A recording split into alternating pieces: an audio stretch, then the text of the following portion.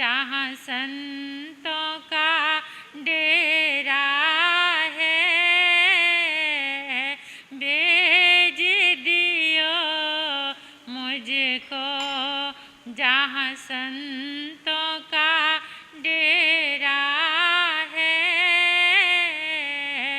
जब से तेरी लगन लगी हुआ मन में सवेरा है,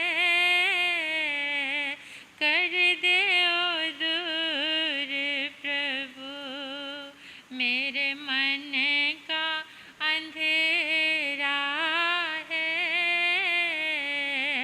कर दे ओ दूर प्रभु।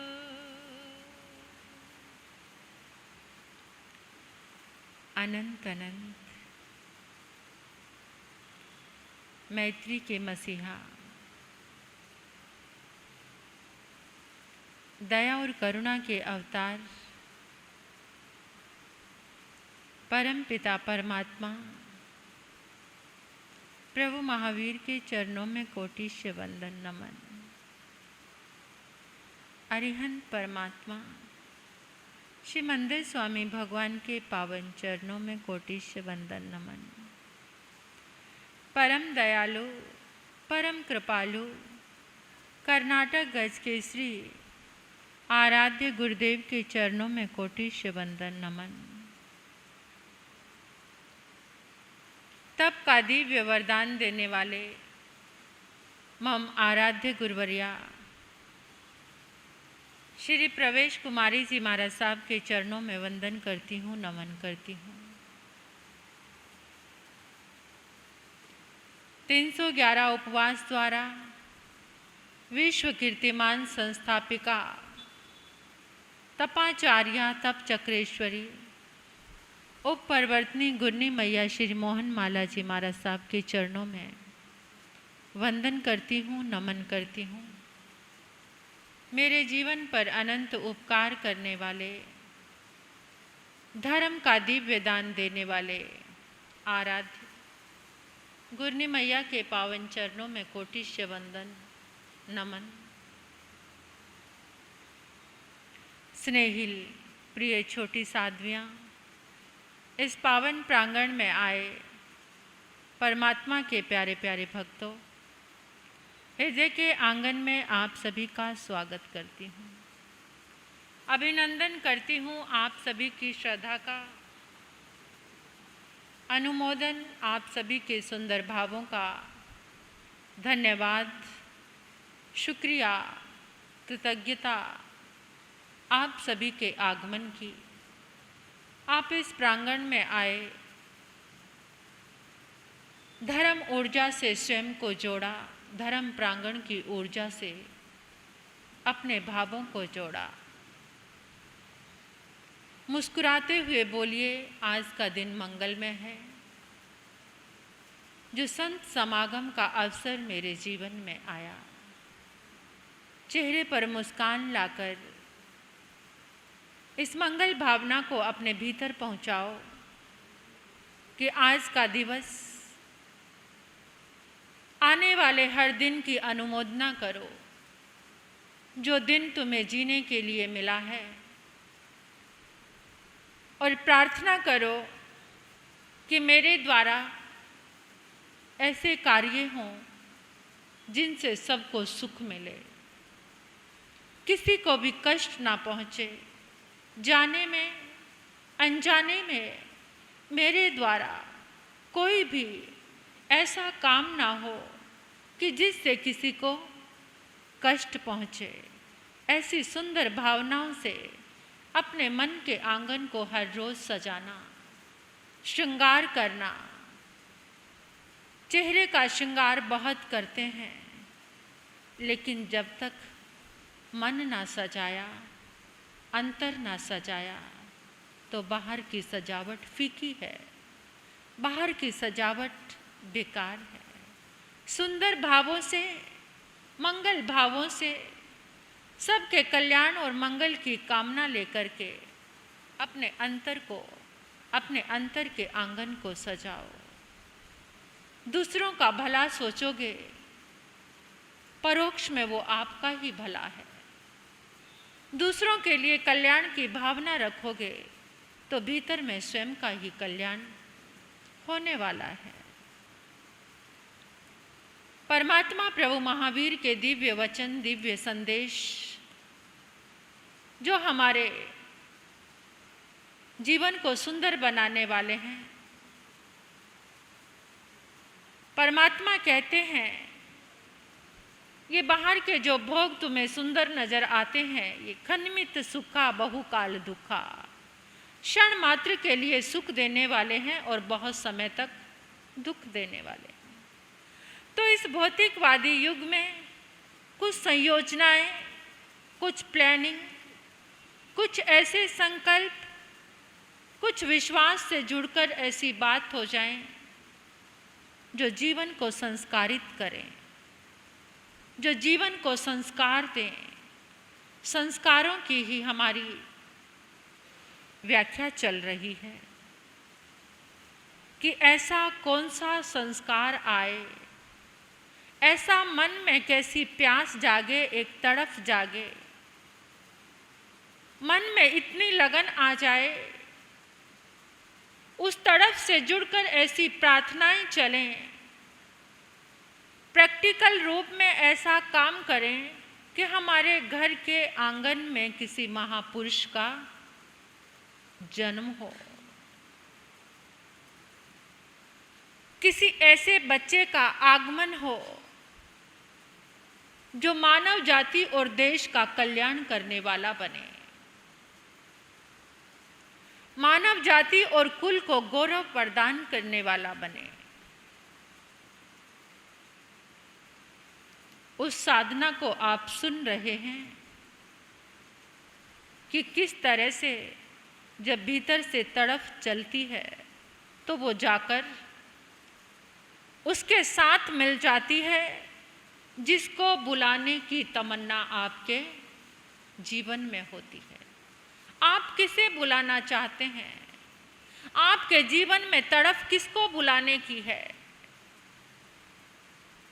अगर ये लगन लग जाए तो सचमुच में जीवन का एक नई दिशा, एक नया सूर्य आपके जीवन में उदय होगा। तो कल हमने सुनी थी एक प्रक्रिया कि किसी महापुरुष को अपने घर में लेकर आना है तो पहले जो धरती होती है उसे स्वच्छ करना होता है। जब सुंदर ढंग से फसल उगानी है, बीज उगाना है, पहले उस धरती में जितने कंकर पत्थर पड़े हैं, जितने घास कंटीली झाड़ियाँ उगी हुई हैं, पहले उसको हटाना पड़ेगा। उन कंटीली झाड़ियों को उखाड़कर, उन पत्थरों को हटाकर उस भूमि को उपजाऊ। अगर कंटीली झाड़ियां हैं, पत्थर पड़े हैं, भूमि को सम नहीं किया, उसको जोता नहीं, उसको उपजाऊ नहीं बनाया, तब तक वहाँ बीज उगने वाला नहीं है। आपकी मेहनत बीज डालने की व्यर्थ हो जाएगी, बेकार हो जाएगी, यूं ही चली जाएगी। तो कैसे अपने घर में एक महापुरुष को निमंत्रण देना है? इनविटेशन। बिना इनविटेशन के तो कोई आता नहीं। अगर अचानक कोई आ जाए तो माथे पर क्या आ जाएंगे? सल आ जाएंगे, है ना, भ्रुकुटियाँ तन जाएंगी और मन खराब हो जाएगा। अगर कोई आपके आमंत्रण से आता है तो आप उसके लिए तैयारी करते हैं, मेहमान नवाजी करने के लिए उसके लिए तैयारी करते हैं कि मेहमान की खातिरदारी हमें करनी है। तो कल जो प्रक्रिया मैंने बताई थी कि माता और पिता को, एक महापुरुष को, एक देशभक्त को, सबका उद्धार और कल्याण करने का भाव जो इस धरती पर लेकर आए, ऐसे महापुरुष को बुलाने के लिए माता पिता को थोड़े त्याग की आवश्यकता है। बिना त्याग किए कुछ भी मिलने वाला नहीं है। जो भोग रहा है वो नष्ट कर रहा है, जो त्याग कर रहा है वो प्राप्त कर रहा है। कितना प्यारा सूत्र है। तो 41 दिन की जो साधना मैंने बताई थी, 41 दिन में अगर 41 दिन ना हो सके तो कम से कम 21 दिन तक तो जरूर करें। भूमि पे शयन, अगर एक टाइम भोजन करके नहीं चल रहा तो 2 समय भोजन करें, लेकिन रात्रि भोजन का त्याग रखें। बाहर की सारी चीज़ें, बाजार की सब चीज़ें खाने का त्याग रखें। बाजार की चीज़ों की ऊर्जा कैसी है आपको समझ नहीं आती। ये जबान के अधीन, रसना इंद्री के इतना अधीन हो गए हैं कि बाहर की चीज़ों की ऊर्जा कैसी है, उनको बनाने का, जितना ये फास्ट फूड आप खाते हैं, जितना आप होटल का खाना खाते हैं, कितने खुश होते हैं। फॉइल में लिपटी हुई थाली सजी हुई आपके सामने आती है, लेकिन पीछे उसका प्रोसीजर आपको नहीं पता। जो बनाने वाला है वो किस ढंग से बनाता है नहीं पता है आपको। अगर एक बार होटल में जाकर जहाँ पर सब्जी वगैरह बनाई जाती है उस चीज़ को आप देख लें तो वो आपको वॉमिटिंग आ जाएगी, उल्टी आ जाएगी आपको। बहुत सारी, ये विषय अलग है, इसको कभी जब भोजन का विषय आएगा तो मैं इसको टच करूँगी। तो देखिए, जो प्रक्रिया मैं आपको बताने जा रही हूँ, 1 नंबर की कमाई का अन्न आपके भीतर में एक धैर्य, एक विश्वास, एक अद्भुत ऊर्जा को जन्म देगा। दोनों माता पिता 1 नंबर की कमाई का अन्न, मेहनत की कमाई का अन्न खा रहे हैं, ये साधना कर रहे हैं, सुबह दोपहर और शाम को प्रार्थना कर रहे हैं कि हमारे घर में किसी महापुरुष का आगमन हो रहा है। मेरी कुक्षी में एक महापुरुष का, जो पूरी दुनिया का कल्याण करने वाला होगा, जो मेरे कुल को गौरव देने वाला होगा, एक ऐसे महापुरुष का आगमन हो रहा है। माता पिता ऐसी भावना को लेकर फिर उन्होंने प्लानिंग की कि अब हमारी तैयारी पूरी हो गई, भूमि उपजाऊ हो गई, अंतर में हमारे एकदम स्वच्छता और निर्मलता, पावनता, पवित्रता आ गई, हमारे भाव परिपक्व हो गए हैं। अब क्या करना है? जिस समय बच्चे को कंसीव करना है उस समय क्या करना है? देखिए, 3 तरह का आहार होता है। 3 तरह का आहार होता है। एक होता है ओज आहार, एक होता है कमल आहार और एक होता है रोम आहार। ये जो जीव आत्मा है, हमारी जो आत्मा है, ये एक पल भी जो जीव है ये भोजन के बिना नहीं रहता। जिस समय आत्मा ये शरीर छोड़ती है उस समय भी इसके साथ 2 शरीर रहते हैं। शरीर कितने हैं? हाँ, 5 शरीर हैं। तो उस समय, जिस समय ये आत्मा, आपने पता नहीं होगा, 25 बोल के थोकड़े में आता है 5 शरीर। तो आत्मा के साथ औदारिक शरीर, वैक्रिय शरीर, तेजस शरीर, कार्मण शरीर और आहारक शरीर, ये 5 शरीर होते हैं। आहारक शरीर 14 पूर्वधारी मुनिराज के पास होता है। हमारे पास तो ये जो नज़र आ रहा है ये कौन सा शरीर है? औदारिक, जो पुद्गलों से बना हुआ, जो नष्ट होने वाला है, ये औदारिक शरीर है। हमारे पास 3 शरीर हैं। तेजस और कार्मण शरीर आत्मा के साथ हर समय रहते हैं। चाहे ये औदारिक शरीर छूट जाए, जब तक मोक्ष नहीं होता तब तक तेजस और कार्मण शरीर आत्मा के साथ रहते हैं। तेजस और कार्बन शरीर सबसे पहले जब जीव माँ के गर्भ में जाता है तो सबसे पहले वो क्या करता है? क्या करता है? आहार। और कौन सा आहार? ओज आहार किसको कहते हैं? पता है आपको ओज आहार किसको कहते हैं? माता और पिता के संभोग के समय जो रज और वीर्य माँ के गर्भ में पड़ा होता है, सबसे पहले जाकर जीव उसको ग्रहण करता है। उसी से पूरा शरीर बनता है और वो शरीर की जो शक्ति है, जब तक ये शरीर खत्म नहीं होता, मिटता नहीं, मृत्यु नहीं आती, तब तक वो ओज आहार हमारे शरीर के साथ रहता है। अब देखिए, मैंने बोला था कि कुछ बच्चे क्रोध वाले क्यों होते हैं, जिनका जिंदगी भर क्रोध खत्म नहीं होता। जिस समय माता और पिता ने संबंध बनाया, पत्नी उसके लिए तैयार नहीं है, एकदम क्रोध का आवेग आ गया, क्रोध आ गया, तो ओज आहार कौन सा पड़ा है वहां पर? क्रोध का। या पिता क्रोधी स्वभाव का है, जिस समय उसने अपनी पत्नी से रिलेशन बनाया तो वो बहुत क्रोध में है, और क्रोध में है तो जाकर वो जो जीव उस समय गर्भ में आया, उसने सबसे पहला आहार कौन सा किया? क्रोध का। क्योंकि वो रज और वीर्य जो वहां पड़ा है उसमें क्रोध है, गुस्सा है उसमें। तो सबसे पहले आकर उस जीव ने वो आहार किया, वो पुद्गल लिए। तो उस बच्चे का क्रोध तुम जिंदगी भर मिटाना चाहो तो नहीं मिट सकता। तीव्र वासना का आवेग है। कुछ माता पिता इतने समझदार होते हैं, प्रेम के अंदर आकर एक दूसरे को ईश्वर का रूप मानकर बहुत प्यार के साथ अपनी बेबी की प्लानिंग करते हैं। और उसमें क्या करते हैं? प्रेम से भरकर अगर उन्होंने रिलेशन बनाया तो उस बच्चे के अंदर, क्योंकि सबसे पहले उसने कौन सा आहार किया? कौन सा आहार किया?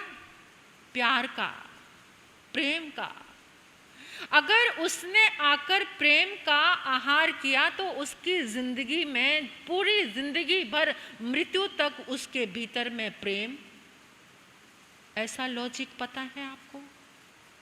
नहीं पता था कि जीव सबसे पहले आकर, अगर माता और पिता के मन में एक दूसरे के प्रति घृणा है, लेकिन फिर भी शरीर की भूख के लिए उन्होंने रिलेशन बनाया, लेकिन एक दूसरे के प्रति नफरत का भाव है, नहीं प्यार है एक दूसरे के बीच में, और उन्होंने रिलेशन बनाया और खुदा ना खास्ता उस समय जीव गर्भ में आ गया, तो वो जीव हमेशा घृणा से, नफरत से भरा रहेगा।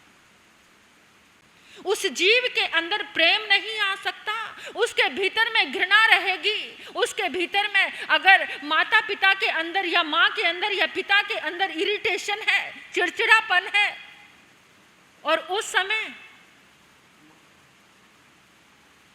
समय जीव गर्भ में आता है, वो सबसे पहला आहार उसने, इस आहार का ख्याल रखना कितना जरूरी है, कितना जरूरी है।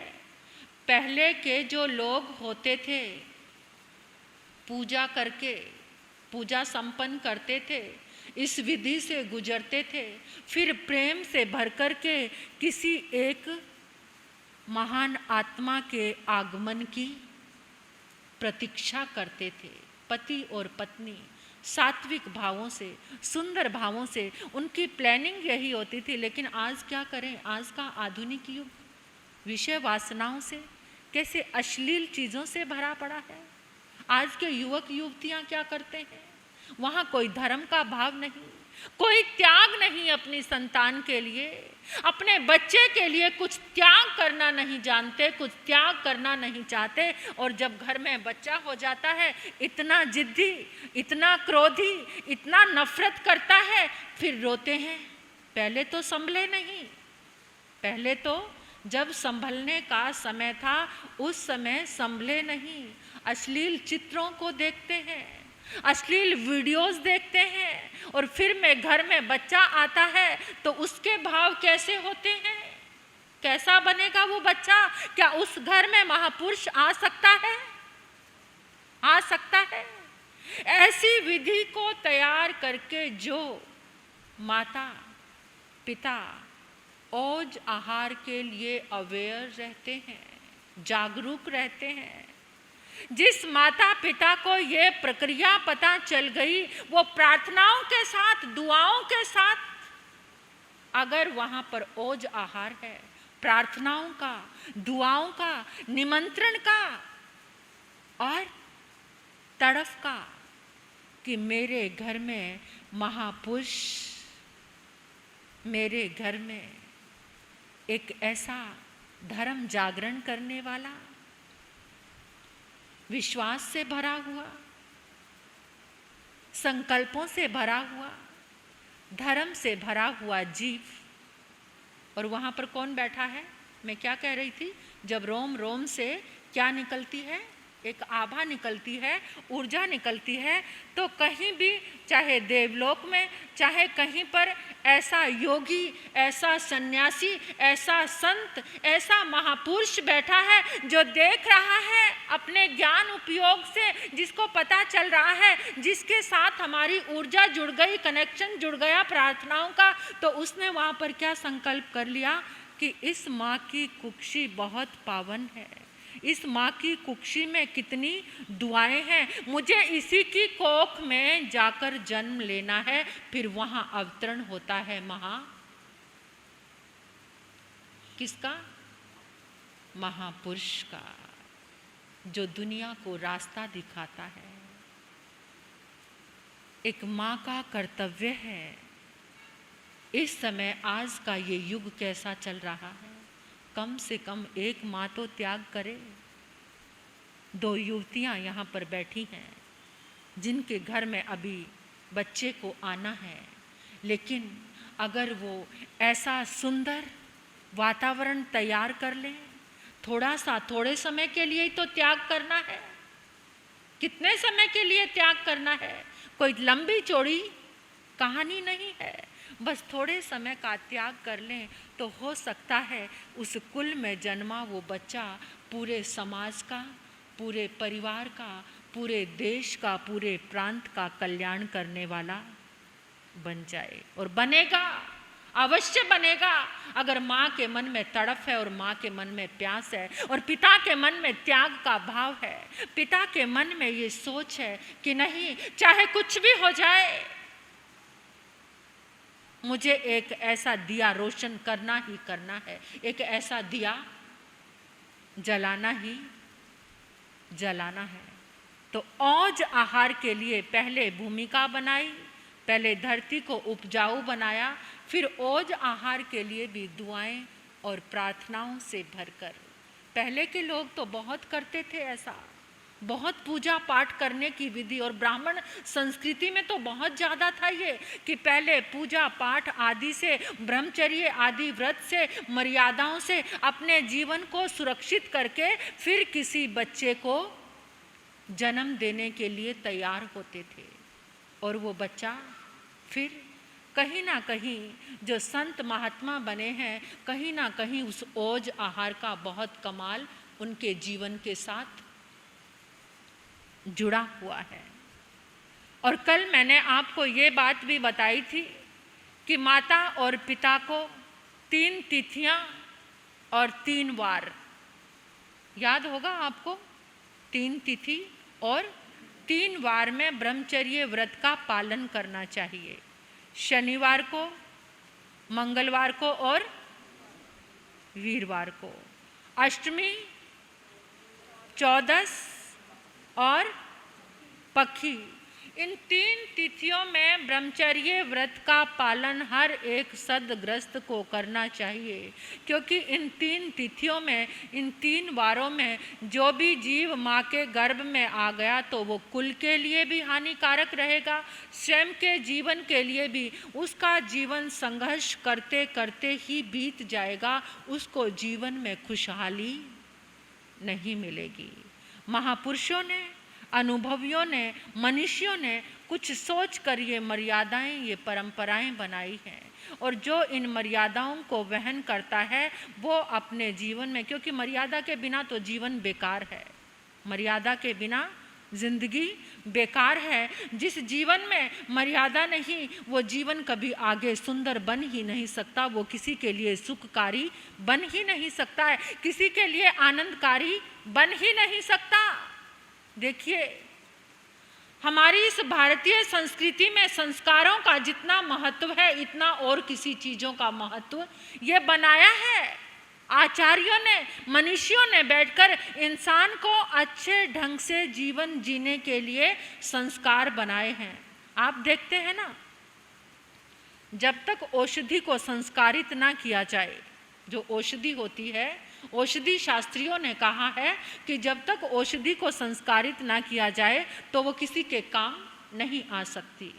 जब तक बर्तन को संस्कारित ना किया जाए वो अच्छे रूप में प्रयोग नहीं हो सकता। और जब तक खाने पीने की चीज़ें, ये जो फल सब्जियां हैं, इनको भी आप संस्कारित करते हो ना। संस्कारित कैसे करना? अग्नि से उसमें आप नमक मिर्च डालते हो, संस्कारित करते हो उसको, तब वो खाने योग्य स्वादिष्ट बन जाती है।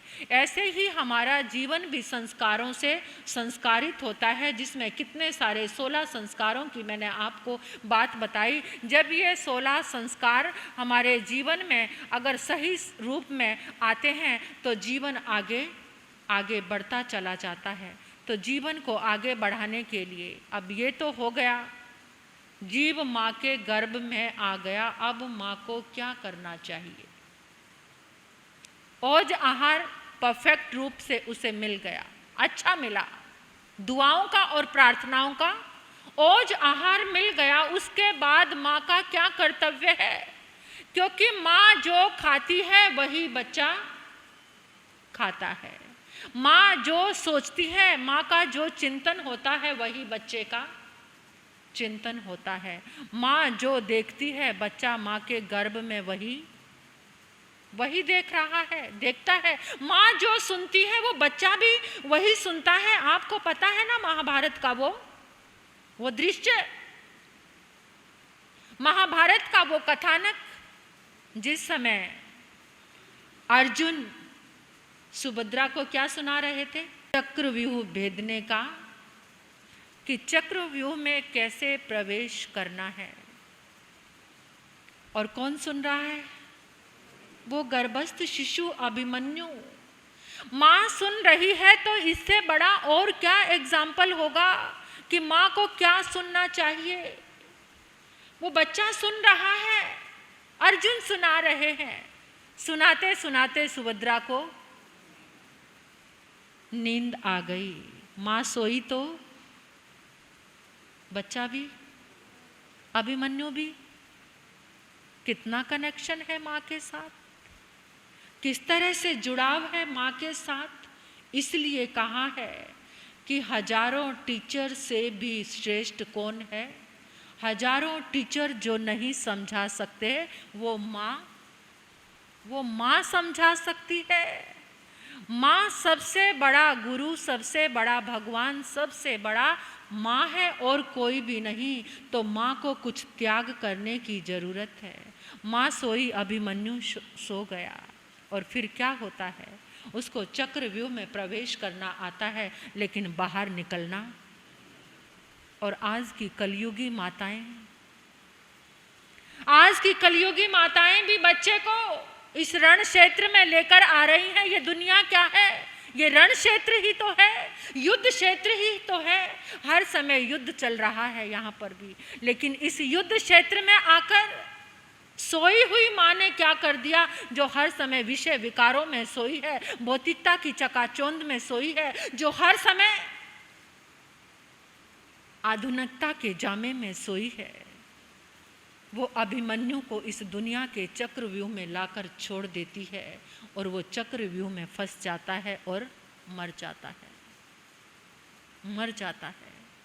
तो आज की माँ को जागने की, सुभद्रा से सीख लेने की ज़रूरत है कि जागना। अगर माँ जाग जाती तो कितने ही चक्रव्यूह को भेद कर वो बालक बाहर आ सकता था, लेकिन नहीं जाग पाई। माँ को नींद आ गई, थोड़ी सी नींद और बच्चे की ज़िंदगी तबाह हो गई। तो आज की थोड़ी सी नींद तुम्हारे बच्चे के भविष्य को तबाह कर सकती है। उस बच्चे के भविष्य को जागरण के लिए आगे माँ को क्या क्या करना है, और जन्म संस्कार कितना दिव्य है, क्या करना है उस जन्म संस्कार में। माँ बच्चे का जन्म, गति, सब कुछ निर्धारण करने वाली है। कल आपको मैं बताऊंगी कि किस तरह हमारे भगवती जी शास्त्र में कि माँ ही बच्चे को अपने कर्म से इंसान को नरक मिलता है, स्वर्ग मिलता है, या किसी और किसी के सहारे से भी मिलता है। अपने कर्म से मिलता है, अपना जैसा कर्म करता है उसी से नरक स्वर्ग है। लेकिन कल एक बहुत ऑपोजिट बात मैं आपको सुनाऊंगी, एक बहुत विचित्र बात कि ऐसा भी हो सकता है। परमात्मा की वाणी को साथ में लेकर बताऊंगी। और आने वाले रविवार को क्या है, क्या है? परसों ही है। कल क्या है? शनिवार है। और परसों जिस देश की धरती पर हम रहते हैं, हमारा क्या कर्तव्य है? थोड़ा सा उन शहीदों को याद करना है हमें, जिन्होंने कुर्बानी देकर हमें आज़ाद कराया। उनको याद करने का दिन है। तो मैं निमंत्रण दे रही हूँ सभी घरों में कि सबको आना है और अपने बच्चों को याद दिलाना है कि ऐसे थे हमारे देशभक्त जिन्होंने कुर्बानी दी। और अपने बच्चों को क्या बना कर लाना है? क्या बना कर लाना है?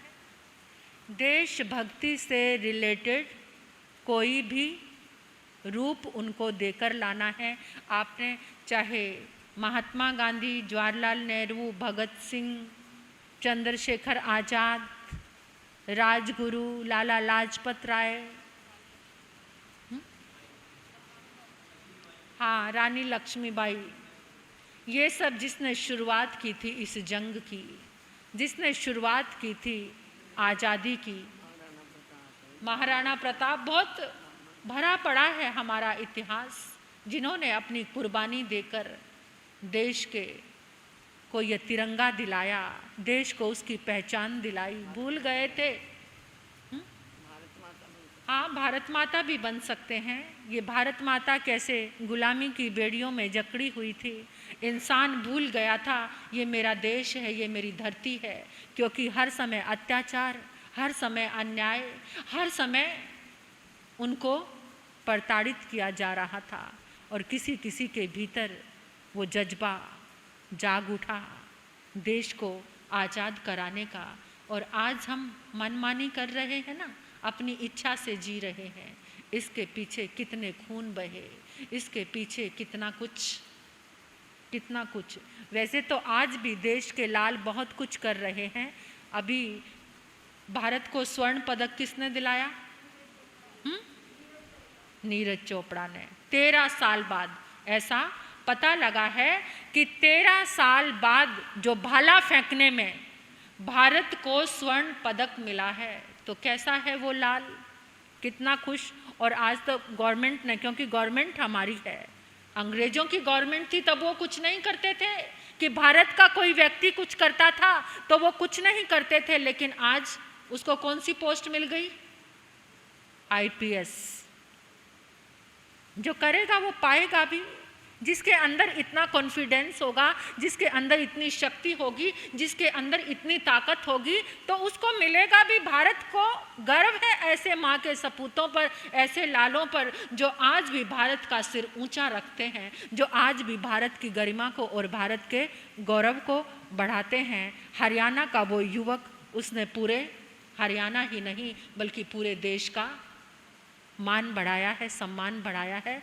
तो आज भी भारत के पास ऐसे लाल हैं, ऐसे सपूत हैं, ऐसा सब कुछ है आज भी भारत के पास। तो हमें बस ये सोचना है कि इस धरती का कर्ज, इस देश का कर्ज हमारे जीवन में है, तो हमारे खून का कतरा कतरा देशभक्ति में भी समर्पित होना चाहिए।